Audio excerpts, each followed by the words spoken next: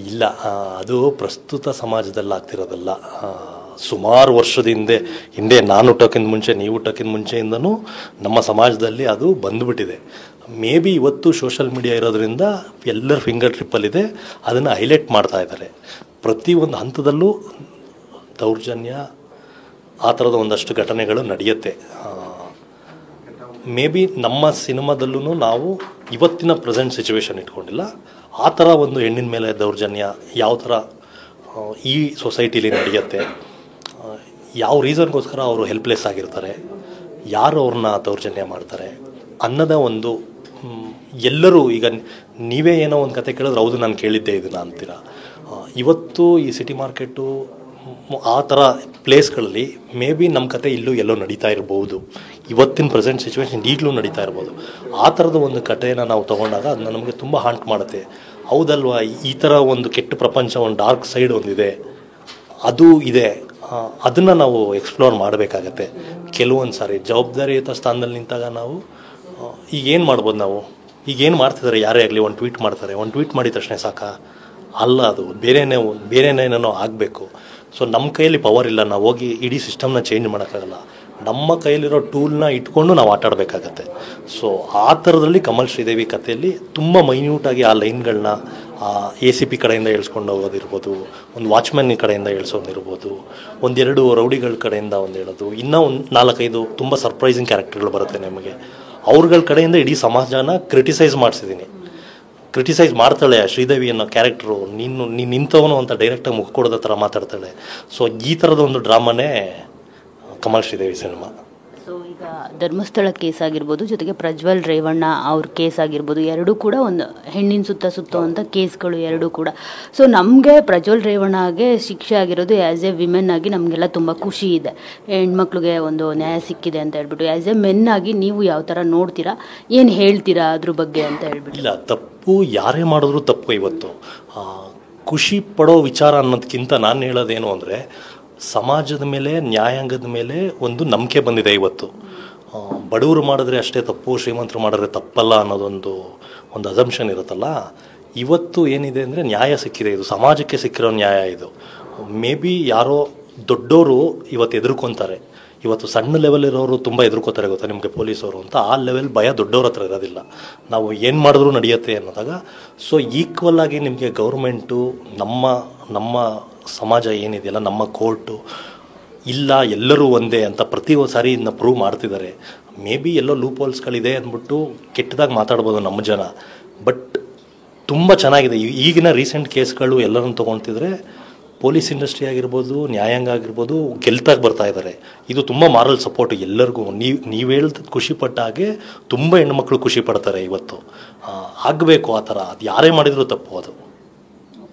ಇನ್ನು Ramya versus Darshan fans case, so ಅದ್ರ ಬಗ್ಗೆ ನಿಮ್ಮ ಒಪಿನಿಯನ್? ಇಲ್ಲ, ಅದು ಗೊತ್ತಿಲ್ಲ. ನಾನು ಆಗಲೇ ಹೇಳ್ದಾಗೆ ಹೆಣ್ಣು ಮಕ್ಕಳ ಮೇಲೆ ಯಾರೇ ಕಮೆಂಟ್ ಮಾಡಿದ್ರೂ ತಪ್ಪು, ಕೆಟ್ಟದೇ, ಅದು ತಪ್ಪು, ಅದಕ್ಕೆ ಕ್ಷಮೆನೇ ಇಲ್ಲ. ಬಟ್ ಅದು ಇನ್ನೊಬ್ಬರ ಫ್ಯಾನು, ಇವ್ರ ಫ್ಯಾನು, ಅದನ್ನ ತೊಗೊಳಕ್ಕಾಗಲ್ಲ. ಯಾಕಂದರೆ ಎಲ್ಲರದು ಒಂದೊಂದು ಹಿಸ್ಟ್ರಿ ಇದೆ.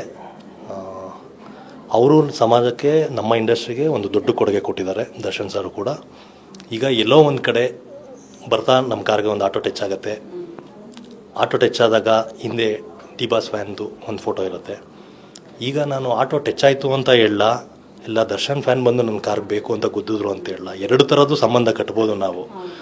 ಸೊ ನಾವು ಏನನ್ನ ಪ್ರೊಜೆಕ್ಟ್ ಮಾಡ್ತಿದ್ದೀವಿ, ನಾವು ಏನು ಹೇಳಕ್ಕೆ ಬರ್ತಿದ್ದೀವಿ ಅನ್ನೋದನ್ನು ತುಂಬ ಫೋಕಸ್ಡ್ ಆಗಿ, ಈಗ ನನಗೆ ಅನ್ಯಾಯ ಆಗಿದೆ, ನನಗೆ ಯಾರೊಬ್ಬರು ಕೆಟ್ಟದಾಗ ಮಾತಾಡಿದ್ದಾರೆ, ನಾನು ಅವ್ರ ಮೇಲೆ ಕ್ರಮ ತೊಗೊಳ್ಳೇಬೇಕು ಕೂಡ. ಇವತ್ತು ಸೈಬರ್ ಕ್ರೈಮ್ ತುಂಬ ಸ್ಟ್ರಾಂಗ್ ಇದೆ, ಪೊಲೀಸ್ ಇದೆ, ಮತ್ತು ಸೋಷಲ್ ಮೀಡಿಯಾದಲ್ಲಿ ಒಂದು ಪೋಸ್ಟ್ ಬಿತ್ತು ಅಂದರೆ ಇವತ್ತು ಎಲ್ಲ ಗೌರ್ಮೆಂಟ್ ನೋಡ್ತಾ ಇರುತ್ತೆ.